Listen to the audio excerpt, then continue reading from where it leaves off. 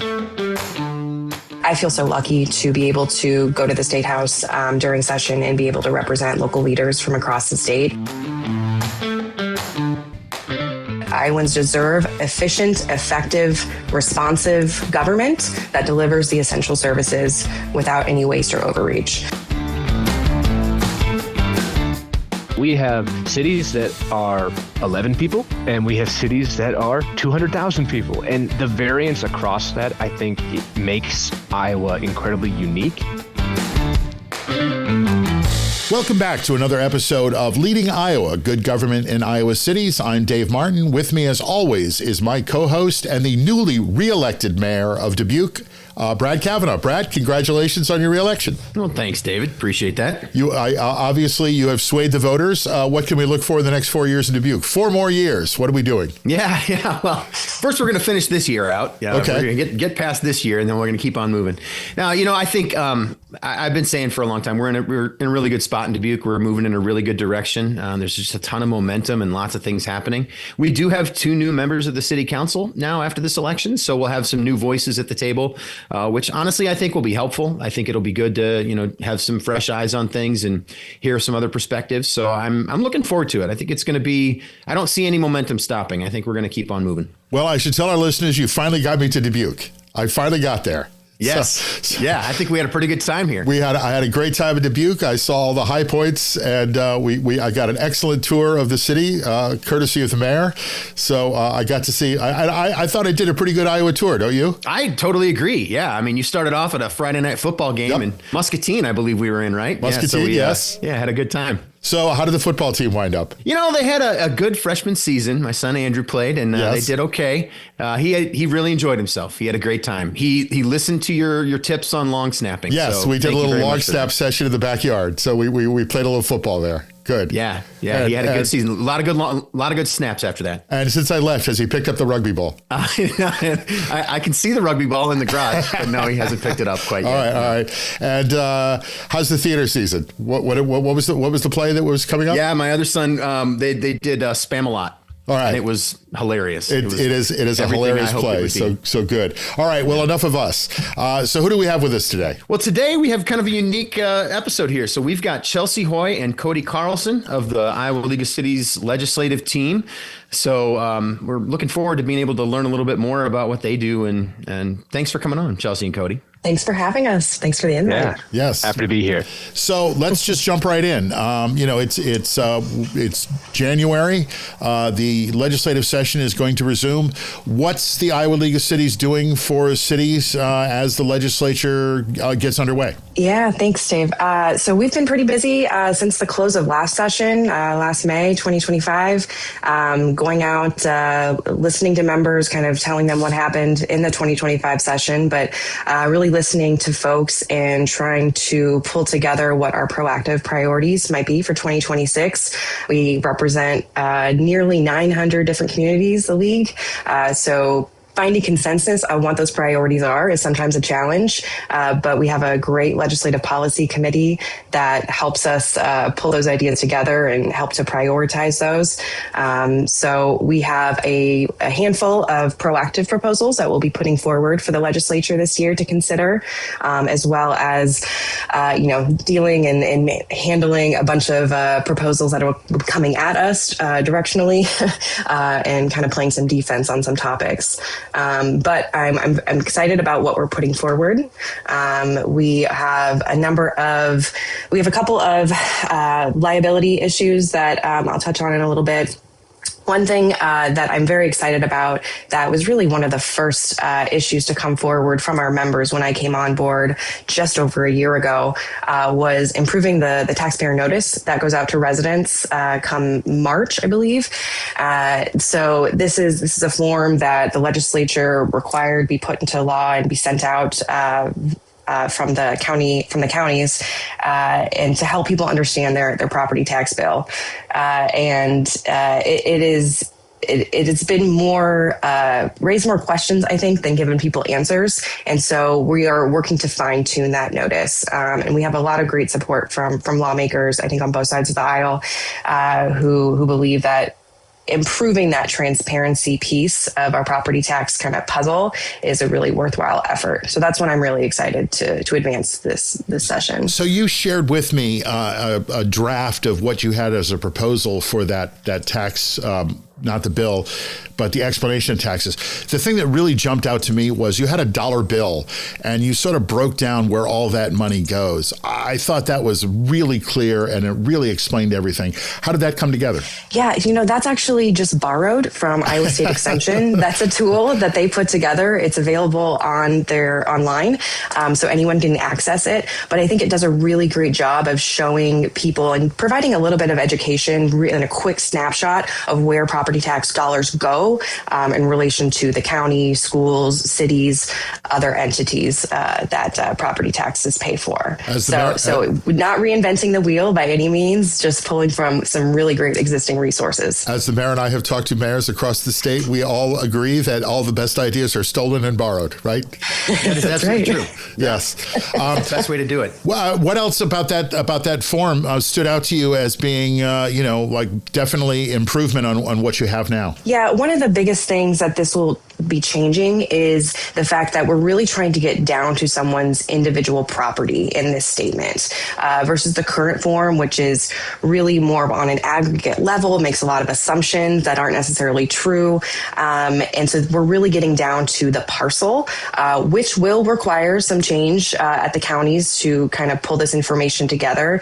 But I believe, and lawmakers seem to agree with us, that this is worthwhile information to really hone in on someone's specific property tax dollars and how that's changing year over year. So it's much more personalized. And I think it's really going to help people understand their property taxes better. One thing just to kind of highlight is I think both Chelsea and I are really excited coming into this year because as she mentioned a little bit earlier, this is our second session, but we have just finished our first full year at the league. So Chelsea was brought on as the director of the government affairs team in early November of 2024, and then brought me on on her team as manager of government affairs. And so really this year is kind of the first year that we have been able to actually dive deep into a lot of the issues and bring forward some of our proactive priorities. So one of the things that's exciting about this conversation is a year ago, if you would have asked Chelsea and I why we needed to address this property tax notice, we would have known that it was an issue, but not necessarily known why and what we needed to do to fix it. And in this last year, last session and the interim combined has really been a learning and collaboration session led by Chelsea, kind of bringing the league to the table with different executive branches who deal with the property tax notice and other priorities that we are bringing forward. And so I, for one, and I know Chelsea kind of shares this, are excited to jump into this next session with a fully fledged list of priorities that are pretty fleshed out, and we expect to get a lot of positive feedback from the legislature. Now, all your members should be reminded of something Chelsea reminds me every day, 5 to 7 years to pass a bill. So we had some good success last year, way underneath that average, passing a public notice alignment bill in 2025. But we're really excited to kind of bring forward some strong bills forward and potentially, get some stuff done way under that average again. But we're looking forward to starting the process on a lot of these priorities. Well, you brought this up, so I'm going to put you on the spot, Cody. I'm going to start with you. You said it's your first year for both of you. What stood out from your first year of working with the Iowa legislature? It's a great question because both Chelsea and I came on knowing that there was a little bit of a reputation among the League of Cities and local governments for not necessarily being the most collaborative at the State House. And that was something that came down from state lawmakers. And what I can tell you is that through Chelsea's leadership on the government affairs side, as well as, frankly, Mayor Cavanagh and as our board president last year, and then Christina Eicher, our current board president for the year of 2025, there have been a vast difference in the way that local governments and the League of Cities are interacting with state lawmakers. State lawmakers have reached out to us either directly or mentioned in meetings, just a different tone coming from the League of Cities, and have really appreciated it. And I think it's actually set up not just us as the government affairs team, but a lot of our local officials to be really informative stakeholders in, a priority discussion, a property tax discussion, which we all anticipate coming up this year, which has, in my opinion, really set up local officials to be better partners and collaborators with their state lawmakers, because we are doing everything possible not to say no, but to say, hey, let's see if we can't do this in a little bit of a different way, a more collaborative way moving forward. Chelsea, what's your takeaway from your first year in office? So having been doing lobbying a number of years at the Iowa State House, I think the biggest difference for me this past year has just been who I'm representing. And I feel so lucky to be able to go to the State House during session and be able to represent local leaders from across the state. That is so rewarding to me. I used to represent a number of nonprofit organizations. And so this is a little different where, the folks I'm representing are largely also elected officials who have, raised their hand and said, I'm going to stand up and serve my community. And so that does carry a different weight when talking with lawmakers. While they are always listening to constituents, that certainly has been different and well received by lawmakers. And like Cody said, I think that's always the approach that I bring to trying to work with the legislature is how can we work together? We are serving the same people that elected you, elected my folks as well. So we're all on the same team here. How can we better bridge this relationship to get things accomplished for constituents and residents? Gotcha. Chelsea and Cody, before we dig too far into because I know we want to get into a few more issues, but I want to stay with this topic for a second because you said something that I think is important for people to hear. Cody, you were the one saying it. You said it looks different after this past year.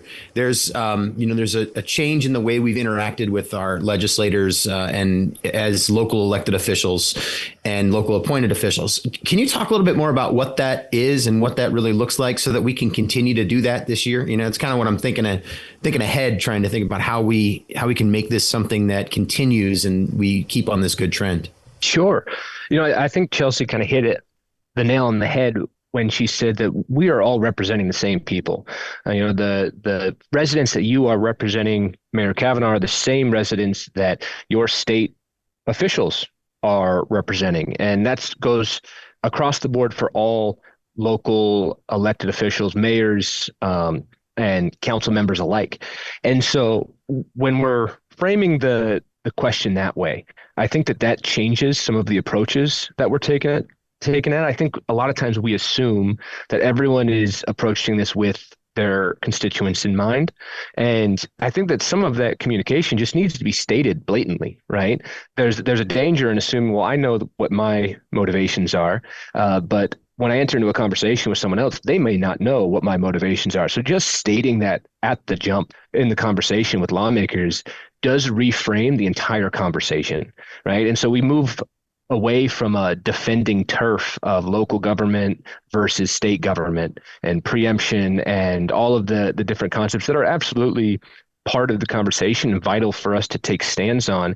But we change the tone of the conversation from defending turf to, hey, we're representing the same people. Let's see how we can't represent them in partnership in the best way possible. So, Mr. Mayor, you've had those conversations with your local state representatives. How does it go? We actually just had we always have an annual legislative dinner that we invite our legislators to, and then we invite the school district and school board and the county supervisors, and we all get together and have a dinner and talk about, what our concerns and priorities and, all kinds of things are. And what I heard in that conversation was every single representative from each of those bodies. So the city government, county government, the superintendent of schools got up and spoke. Every single one said the same thing, that we appreciate that collaborative approach that we have in all representing the same people. And I hear it from our legislators too. So, we absolutely get to points where we are at odds sometimes and we disagree, on what the path is forward. But what I can definitely say with confidence is that the relationships remain year after year. Even after, the election we just had locally was a pretty tough one. It was a tough election here. But even after that, I've noticed that we're already at the next step of, all right, next year's coming. Let's start working together again. And we're doing that. So I think it's been pretty successful, honestly, here in Dubuque, at least. And I agree with Cody. I've seen it across the state. That sounds like good government in Dubuque, at least. Good. So what else are you working on? We're here in January. What are the other issues in the session? Yeah. So I'll I'll pivot to public notice requirements. So Cody kind of mentioned we worked on that issue a little bit last year too, which was more of an alignment on the dates that our city clerks have to submit notice to newspapers. We are reviving the conversation around this year around modernizing that public notice requirement process. So currently in Iowa code, it says that local governments must publish certain information in a print newspaper. And we are reviving the conversation, like I said, around moving that to more of a online digital platform. And so while allowing communities to still have the ability to publish in the newspaper if their community desires, that part is very critical. We have nearly 900 members and all of the communities look differently. So we want to maintain that flexibility. But we have done some analysis and have found that there is to be saved at least $5 million just from city governments alone. That's not taking into consideration all of the other public entities. The average city annually spends $10,000 publishing notices in a print newspaper. And so while we're in this conversation, this era right now of finding efficiencies and streamlining and finding easier access to information, we really think that this is a modernization approach that taxpayers will see the benefit of because these are taxpayer dollars that we're talking about. So I know this one we'll have a robust discussion about at the State House. This is certainly not the first year that this has been discussed, I'm told, but we'll see if the era is ripe for this discussion. As a former newspaper guy, this one kind of hurts because you hate to see any dollars go away from local papers. But is that the best way to get the message out anymore? And that's a great question. I think we're seeing. I mean, I read my news online. I love the news, but that's how I get it. And I'm seeing reports that print newspaper industries it is drying up, right? I do think that is a great question. Can we just say it's changing a lot instead of drying up, please? Yes, yeah. Thank you. My newspaper friends appreciate that. Sure. It is changing. It's a changing environment. It's evolving. Absolutely. It's just these are the times, right? And I love local journalism. So this one's tricky for me too. I absolutely understand that. But I would argue that more people are seeking this information online than in the print newspapers these days. And that's not everyone. That's not in totality. But I think as a society, we are migrating towards that direction. So we should be meeting people where they're at more so. Okay. What else we got going on? Well, we have a couple of liability issues that we're looking at. There were a couple of Supreme Court cases in the last couple of years, one that just occurred maybe a month ago. But the first one is around sidewalk liability. So there was a Supreme Court case, like I said, that kind of changed the understanding for local governments and said that if injuries occur on a sidewalk, it is now the city's liability if someone were to trip and fall. The issue here is that a lot of our communities, many of them already have robust sidewalk programs. They had them in place for many years and they were working well. So a lot of our communities survey sidewalks. They'll go out and serve notice to property owners, businesses, residents, and say, hey, this is a significant issue. We don't want someone to trip and fall. How do we get this fixed? And so a lot of communities will do like cost share programs. They'll come in and do the work or ask the resident, hey, do you want to do this yourself? There's a lot of ways that communities have been able to get this done. But this change in liability understanding has really expanded exposure for our city governments, where insurance costs are already increasing in general. And this just really exacerbates that problem. So, Mr. Mayor, maybe you can answer this question, or anybody. If you're a homeowner and you think there's going to be a problem, can you call the city and say, hey, can you come out and fix this? Or can we come out and look at this first before it gets to an issue? Yeah. And that's what normally happens, I think, with sidewalks. It's because I think the first question is, okay, who's going to be responsible for this and how are we going to get it done? And I know the city of Dubuque does our very best to try and be collaborative in that process. So we'll come out and see it. And if it's something that's caused by a city issue, like a tree that's on the city right of way, for example, then the city takes care of it. But if it's something that is more more of the homeowner's issue, then that's something that we work through with the homeowner. So there's a solution already in place, and we're already working together. But this initiative might actually streamline the process and make it a little bit easier for everybody all around, and take a little bit of the burden off the city, right? Yeah, Dave, I think that's a good point. Actually, is that what we're trying to do is not to necessarily shift liability or do anything nefarious when it comes to that. What we're simply trying to clarify under the code section that we're looking to amend, currently snow and ice removal is explicitly called out as the responsibility of the homeowner, but the sidewalk it's silent on. Right. And so we've been around the Capitol colloquially saying, if you slip, it's on the property owner. And if you trip, it's on the city. And if the city's already working to provide a cost share program, which we at the League encourage all of our cities to try to work with and provide a cost share type of program for residents. Obviously, every city has to do that in a way that makes sense for them and for their community. But if we can avoid a $36,000 on average, trip and fall claim for a $500 panel replacement that's cost shared between the city and the homeowner, I think everybody wins, broad taxpayers and the community. That sounds like itself. Good government. Yes, good. All right. Are we ready to talk about taxes, property taxes? I suppose so. Okay, so this I know is going to be the big issue in January, is a property tax issue. You folks know about this far, far more than I, but this looks like an issue that's been going on for quite some time. And, look, nobody wants to pay their taxes if they don't have to. Nobody wants to pay more taxes than they have to. How are we doing on this issue? Where do we stand, and what's the future here? Yeah. So this has been the issue hush fell over the room. The hush fell over the room. No, this has been the issue that Cody and I kind of walked into the job, and this has been the hot button issue. So we live, breathe, and sleep, dream about property taxes. It seems. All right. Yes, we understand that there's a real tension when speaking between our members and lawmakers. So we talk with lawmakers and just say, okay, what's the issue here? And they tell us that property taxes are consistently the number one issue that they hear when knocking on doors when they go campaigning. And they say they're too high. I can't afford them. I'm getting priced out of my home. And we understand. So I say, okay, we'll look into this. Then I go talk to members, and maybe Mayor Cavanagh can speak to this too, but, I say, this is what they're telling me. And they say, well, that's really interesting because they're not telling us that. When we go knock doors, when we go campaigning, they're not telling us that. And people don't come to our meetings.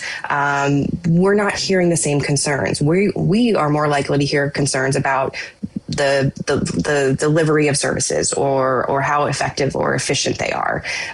So we're trying here at the League, we're really trying to square this better. And our stance on property tax reform is that reducing property tax burden is absolutely a good and worthy goal when balanced against a community's needs and will. That's kind of our stance. We believe that Iowans deserve efficient, effective, responsive government that delivers the essential services without any waste or overreach. And so how can we get to that spot, and how can we maintain our community's ability to provide services to their residents while understanding that property tax reform is a conversation that we're having right now. And I think it comes down in a lot of ways to a little bit of an educational aspect, right? Because Chelsea hit on this, that lawmakers are talking about what I'm hearing about property taxes, right? And when Mayor Cavanagh was knocking doors in Dubuque and his colleagues across the state, by and large, the feedback that we were hearing them receive was about services and amenities that are being provided. And I think that in some way, there's just a general lack of understanding that your local government is the closest and the most important in talking about property taxes, right? However, I think to your average Iowan, you might see they might think of that and think, well, taxes is a state level issue, right? So I'm in front of a lawmaker, I'm going to talk about taxes.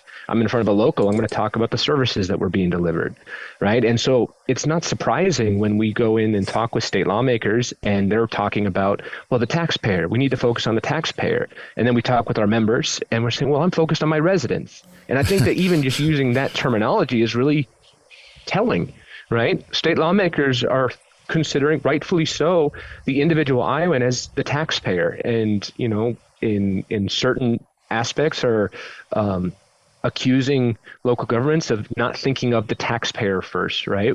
And our local governments are coming back and saying, I am thinking of my residents first. I just don't necessarily think of them as taxpayers primarily. Right. And I think that that's just a difference in education. Just a shift of attitude, sure. Exactly. We're trying to bridge that gap. Well, see, here's the thing. When they get their new tax statement and they can see in the little dollar chart where the money goes, they'll feel better, right? Right. Well, and also on that tax notice, and it already does this, but I think our revamped form does a better job of showcasing, okay, these are the local government entities and here are the upcoming meetings that you can go and attend and ask these questions to the people who are in charge of these dollars. So really trying to connect the people with the other local leaders who should be having these conversations with. So, Mayor Cavanagh, would you speak for all the mayors in Iowa and across the nation? Because of course, certainly, because property taxes are the number one source of funding for your city, and people still want city services. They want a police department. They want a board of education. How do you balance this? And how do you explain the balance? I guess is more important. Those are two really good questions. The questions you just asked, I think, are the main ones we need to think about. This is a matter of balance. It has to be balanced out. We cannot be overspending and over leveraging our taxing authority to be able to provide services at a rate that is more than what people are asking for. So we need to strike that balance and figure that out. And it is a hard one to strike. We like to talk about the fact that Iowa is the oldest city in the state of Iowa, and we have some really old infrastructure that needs a lot of work, and that infrastructure is incredibly expensive. And it is through property taxes and the fees on certain enterprise funds like sewer and water that we pay for those things. In the state of Iowa, I think one of the things that gets lost in this conversation is one of the reasons that our property taxes are so high compared to other states in the country is that that's the primary way that we fund things for local governments and for school districts and for counties. So I think that balancing act is definitely one that we have to strike as we do this. And that's what we're always thinking about. I mean, Cody and Chelsea are totally right when they say that the things that I heard the most about were the services that the city provides to people. In fact, flooding was a big one for me when I was out knocking doors, because we had multiple flooding events during the campaign season this summer because of some older infrastructure that we know needs to be upgraded. So talking about how you fix that and how you improve on that while also trying to limit the burden, the tax burden on your residents is really important. The final thing that I'll point out is that I think a really good thing that has happened from this longer conversation about property taxes statewide is that people like me in my role and my council colleagues are thinking really carefully about how we inform our people that we represent in the community about their opportunity to talk about things. So we've spent a lot more time making sure that people know when the budget hearings are coming up and making it really clear what those budget hearings are going to be and how we do this process. I think that's been something that I know has been a good side effect of this, is that the transparency is something we all want. So we're trying to emphasize that and come up with more ways to inform people. Well, you've got your work cut out for you. The legislative session has just begun. So nose to the grindstone and good luck on the taxes. I think, look, it's taxes are kind of a no-win conversation. No one likes paying taxes, but, that's the only way we can keep government going and provide good government. So we always end the show with a couple of questions that we ask our mayors. We had to completely rewrite them for you. So we will get started with a new set of questions just for the two of you. Brad, I think you have the first one. You're up. Yes, I do. Yeah. And we came up with these just this morning. So you're going to love this. Yes. We were thinking through this really hard, but we love our first question here because I think you're going to like it. And you can both take it or, either one, however you want to do this. But what is it that makes Iowa's cities the best in the nation? I did not write this one. Yeah, he did. He totally did. I totally did. Okay. Cody, come on, help her out. I think I honestly think it is the variance that you have across cities. In Iowa, we're a unique state in that there are no towns or villages. Every community across Iowa that is incorporated as a city, which means that we have cities that are 11 people and we have cities that are 200,000 people. And the variance across that, I think, it makes Iowa incredibly unique. And there is a lot of hometown pride that comes from that, right? Now, there's challenges that certainly are going to continue to face communities. I mean, we have 500 cities under 500 residents, right? And that just provides some unique challenges that smaller communities are going to face that larger communities won't. But with that, there is just a lot of various and just interesting history that comes from a lot of these different communities, a lot of the pride that a town of 11 might have in what they're doing, which makes it really fun, frankly, to represent them with the state and across the board, getting out to go visit them and talk about how unique they are with their local legislator. Well, I'm going to jump in with a personal Iowa City story. I had to go to Brooklyn, Iowa. I walked in, I sat down at the counter, and I said, "Hi, I'm from Brooklyn, New York." And every single person in the place came up to me, told me the best things to do in Brooklyn, Iowa, welcomed me, and said, "Oh, it's so great you're here. Have you seen our flags? Have you seen the flags? Have you seen the flags?" I said, "No, I'm headed up there. It's right by John Wayne's house." Like, they couldn't have been more proud to show off Brooklyn. So I get that. Chelsea, you got bailed out. Do you want to add anything? Yeah. I think what makes Iowa City so great is the communities that are within them, right? It's the people. I think it's the pride for those communities. I think it's the resilience when natural disasters strike and people come in and help each other out. That's been how Iowa is best embodied. We're always willing to put aside something and help people in need, which is so great. And so that, along with just our resilience for having fun, I think all of the festivals and fairs that go on across the state make Iowa unique. Every county seems to have something going on. Summertime is my favorite here in Iowa. But my favorite part of the job, honestly, is going to small towns to see what kind of little shopping centers they have, the town squares. Folks are just so excited to show off their community, and they seem to be really proud of where they live. Well, if you get to Brooklyn, Iowa, I've got a diner. Call me. I'll share that with you. I'll let you know. So what does the Iowa League of Cities do to promote good government, not just in the cities, but for all the residents across the state?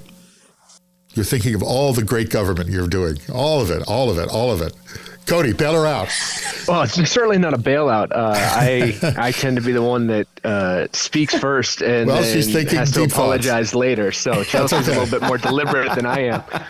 I think the league does an incredible job of, we're a city association. Our members are communities, right? We work for, Mayor Cavanagh and his council. We work for the city managers across the state, right? And so we wear a lot of different hats, but one of the things that the league primarily does is education, right? And when you're educating all of the elected and appointed officials from over 930 cities across the state, there's a lot of variance and opportunity, frankly, for the league to help guide some thinking, but not guide it in a way that is heavy-handed, right? And so when we're talking about education of our clerks and the best practices that they can do, that's truly educating them on, hey, how to best manage your residents / taxpayers' money, right? And so we have an opportunity, I think, as the league that we've done a really good job of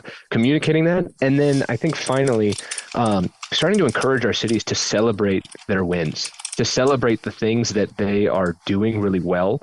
That's been a constant refrain of, we're already doing a lot of the government efficiency, sharing of resources, sharing of different things. Well, let's talk about that. Let's celebrate that. And so the league being able to be an amplification of those voices and what the cities are already doing that is in line with state government, I think is just a really key niche for our association. All right, Chelsea, you're nodding your head. So yes, jump in. No, I would agree. I think the league does an amazing job with education and training, and that's really thanks to our member services team and our larger team here at the league, which I'm less so a part of. But I've been able to attend these events as I've been here throughout my first year, and I think they do an amazing job. We put on obviously our annual conference, which happens in September, a good 3-day event where there's lots of educational opportunities and workshops for folks to attend, but we also have budget workshops, which we just wrapped up. We're also, our member services team is diving into Municipal Leadership Academy. So people who are newly elected leaders and just getting started, maybe in their mayorship, because people don't generally go to school. They don't go to college to learn how to be a mayor or a city council member, right? So the league really is helpful, I think, in showing people what those best practices are. But if you could just see Brad shaking his head going, no, there's no school for being a mayor. And just get into some kind of niche topics like nuisance abatement conference. That's a really tricky issue for our members to deal with. I went this summer up to Mason City for that and found it it was fascinating. I really enjoyed that. But yeah, a lot of finance opportunities for our finance officers and city clerks. And one of my favorite things that I know our communications team is currently doing right now is reading through all of the If I Were a Mayor essays.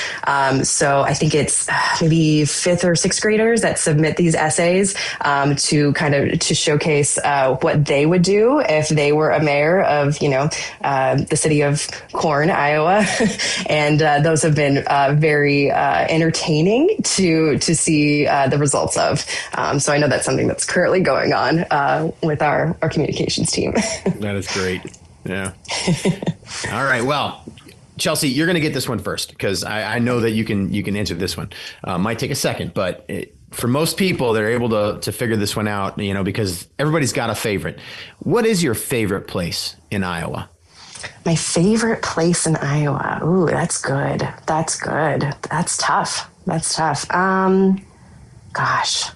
So nostalgically, I'd say one of my favorite place would be Iowa Falls. That is where my mom grew up. She was born and raised in Owasso, which was just outside, very small towns, in Hardin County. But I've spent a lot of time in Iowa Falls, hanging out with my cousins, doing swim lessons, tennis lessons, going to the movie theater. That's a great little town. My favorite name of an Iowa city, because I've been learning these the last year. We have over 900 cities in Iowa. My favorite name is Defiance, Iowa. Yes. That is the best. In my opinion. I really liked Swan. Swan just disincorporated, and I thought that was a really sweet name. But yeah, Defiance would be my favorite just name of the city. Yeah, those are great answers. Cody, what about you? Going the nostalgic route, my grandparents had a house on Lake Ponderosa in Montezuma, Iowa, that was my childhood. Every weekend we were up there in the fall, just mountains of leaves that we had to rake up. And it's interesting, when we were at Grandpa and Grandma's raking leaves, it never felt like a chore. Now that I have to do it at my house, it's something that I struggle to get the motivation to do. But so you need to move to a lake, clearly. For sure. Yeah, that must be it. But no, spending time in Montezuma at the Montezuma Country Club, golfing with my grandparents. It actually would be my grandfather's 86th birthday today. Oh, and so getting the chance just to reflect on him is a lot of fun. But love Montezuma. I love Lake Ponderosa. I had a lot of great memories growing up there. So our last question is, it is good government, leading Iowa, good government in Iowa cities. So we like to bring it back there. In the last year, just tell me something you've done that has really had an impact, you think? That we've done? Yes. I'm sure there's something. I'm sure there is something. I'm positive there's something. All right. Cody's jumping in first. I will definitely take this moment to just give Chelsea her flowers. I truly do think that over the last year, the leadership that she has done to kind of reframe local government and some stuff that we have frankly been talking about here, I think that has had a profound impact on when we're walking into different groups at the Capitol and stuff, be it being welcomed, into those groups, welcomed in those conversations. And I think that's evidenced by the fact that the property tax conversation that went on last year, the League of Cities was invited into those conversations. And as we kind of say, over the course of the several versions 1 to 2 to 3.0 of the property tax bill that was being considered last year, we saw general improvements in response to feedback that Chelsea provided on behalf of the league and our members. And so I think there's just evidence that the snowball is picking up speed. And so I have to certainly give Chelsea a lot of the credit for that. And then the rest of the league for, taking the chance on her, and then selfishly her taking the chance on me, bringing me in to be part of the team. Well, that's very sweet. I'm going to go down a more specific route with this question. In that I got an email this week from a representative of the Volunteer Firefighters Association, and Cindy Peterson, and she wanted to know if the firefighters could submit a blurb to our membership and thanking them for their willingness and eagerness to get involved in a new program that Cody and I were able to voice support for at the Capitol. This is the Length of Service Award Program. This is an initiative for our volunteer firefighters, which most of the state of Iowa is serviced by volunteer firefighters. And this is a bill that they worked on for many, many years. Probably in that 5 to 7 range. And they were able to get it over the finish line this year.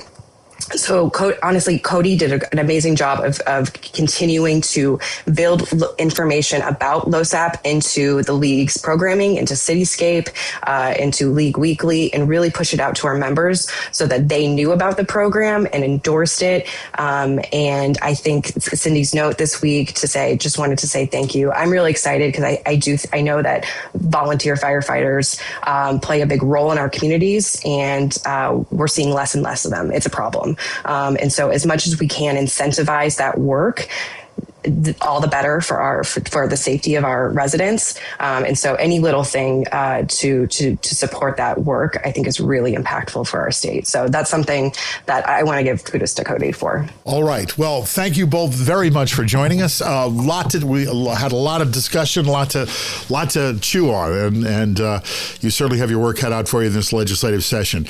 Cody Carlson and Chelsea Hoye, both members of the Iowa League of Cities legislative team, thank you very much. Thanks for coming on and enlightening everyone.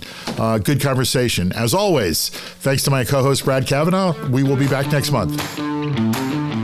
Now that you've listened to Leading Iowa, Good Government in Iowa Cities, make sure you listen to The Good Government Show, another show from Valley Park Productions. On The Good Government Show, I talk with mayors, commissioners, and leaders from across government about what works. We talk about what government means and how we can get the best out of government. So join me right here where you're listening now to The Good Government Show.